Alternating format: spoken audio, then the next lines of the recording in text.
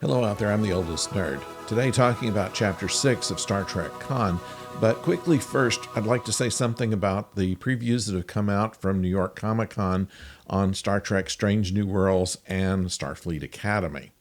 Now, Strange New Worlds looks like that it's going back to basics as far as action adventure on that, which should be welcomed by a number of people. So I think that that's very encouraging. This puppet episode is still coming in, so they're still swinging for the fences, but probably not in as many different ways as they did this previous season.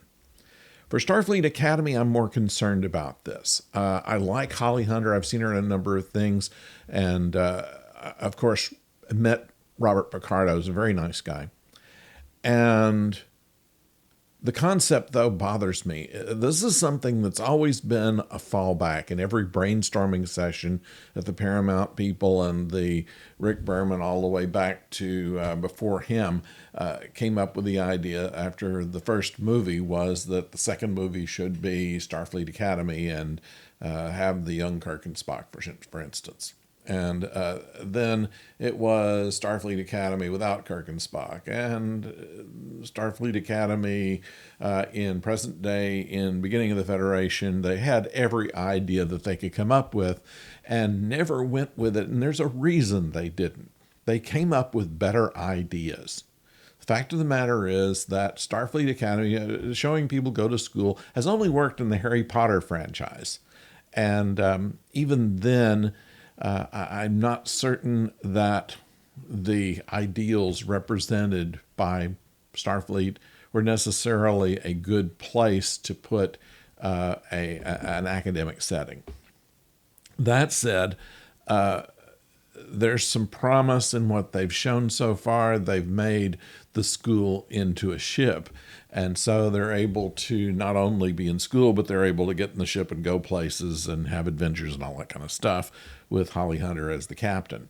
But what was revealed this time was that Mary Wiseman, who was clued in as being a part of this when Discovery came to an end. I mean, they'd already moved her to Starfleet Academy and said that she would be one of the first instructors and the newly revived Starfleet Academy, and she'll be in one episode.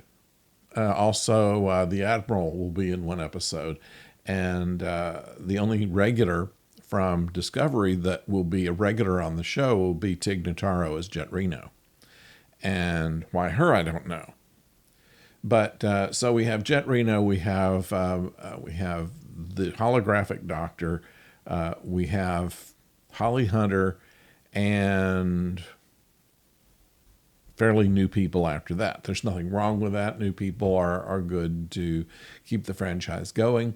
But I'm not certain just how they're going to be able to do this without falling into their old traps of the usual, we've encountered something strange, and how are we going to fix it? And suddenly we're all that good enough to be able to come out of that. I mean, they tried that a little bit with Star Trek Prodigy, where you find people who'd never been in space before to basically luck out, thanks to the direction of a holographic Janeway.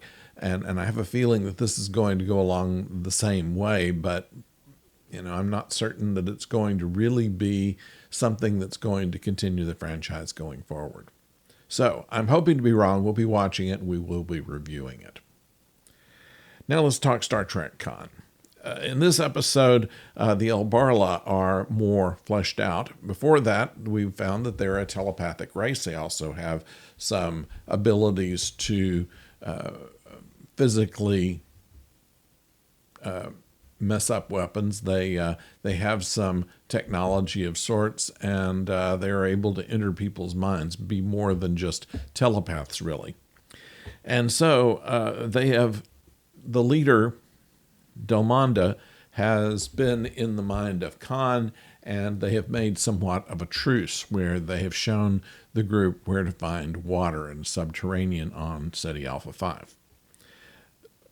Nevertheless, there's a member of the group that decides that it wants to go out and do its own reconnaissance on this, and Khan approves it along as long as he takes somebody with him. And what happens is that he finds one of the Elborla alone and finds that that person is easily defeated. Now, Delmonda goes to Marla MacGyver's and asks her to come and see where this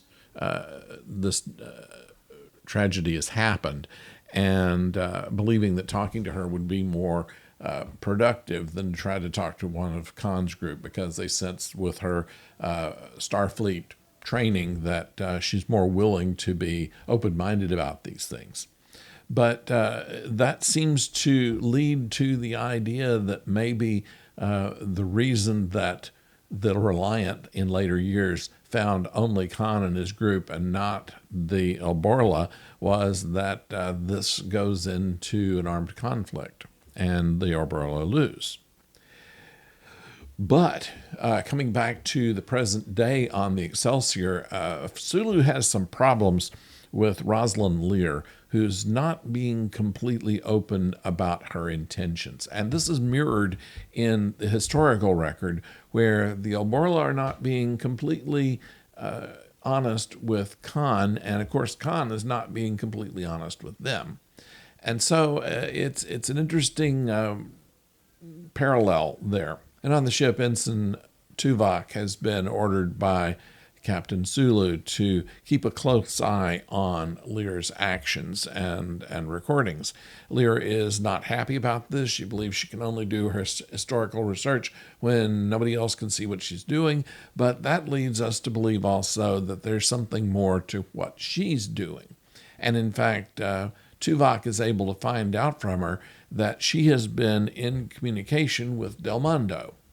Now, this is an indication now that what we'd previously thought on the planet happened differently, that Delmondo survived and either managed to leave the planet or, because they're in orbit around it, is still there. And so we have a lot to learn here in the present day as to what influence he has had on Lear and what her real motivations are, and whether Tuvok will find out about it and what Sulu will do about it. So it makes it a more complex story, and I think that works out very well. So we're impressed with how well this is written, and we have several more stories to go before we reach the end of the series, and we're enjoying ourselves. We hope you are too. So please subscribe and click a like, if you will. Leave us some comments below, and join us. We'll have Professor O in a couple of days to talk to you about High Noon and Outland. We think that's going to be an interesting discussion there on Talking Movies with Professor O. And then we'll be back with Babylon 5 on Tuesday. So, thank you for joining us. Until next time, don't go far.